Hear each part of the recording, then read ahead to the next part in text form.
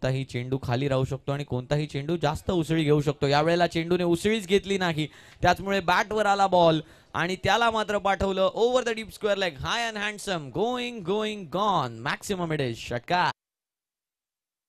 संघाची धावसंख्या 15 बिनगडी बाद after completion of 1 over 15 without loss.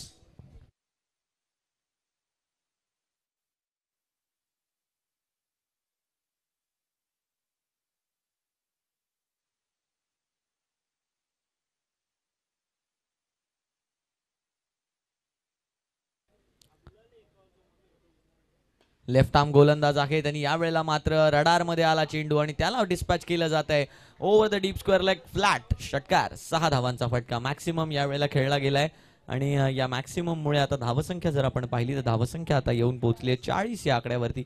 अजूनही 15 चेंडूंमध्ये 64 धावणी येताना आपल्याला पाहायला मिळणार आहेत. फुल टॉस बॉल आहे आणि या फुल टॉस बॉलला आणखीन एकदा परावर्तित केलंय षटकारासाठी. आणखीन एक षटकार येताना पाहायला मिळतोय. पंच सुबोध घडसे कळवताना आपल्याला पाहायला मिळत आहेत. येतोय आणखीन एक मॅक्सिमम, आणखीन एक षटकार. धावसंख्या 46 वर येऊन पोहोचली आणि आतापर्यंत या षटकामध्ये 14 धावा खर्च झाल्यात. म्हणजे या धावा तर डबल अप होणार आहेत, परंतु विकेट जर गेल्या तर त्यामध्ये 3 धावा नक्कीच मायनस करू शकतील.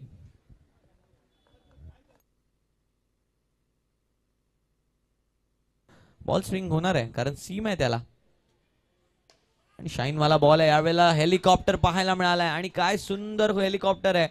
आदित्य चव्हाण यांच्या बॅट मधून आलेला हा हेलिकॉप्टर धावसंख्या देऊन जाईल संपूर्ण 6 धावा मॅक्सिमम.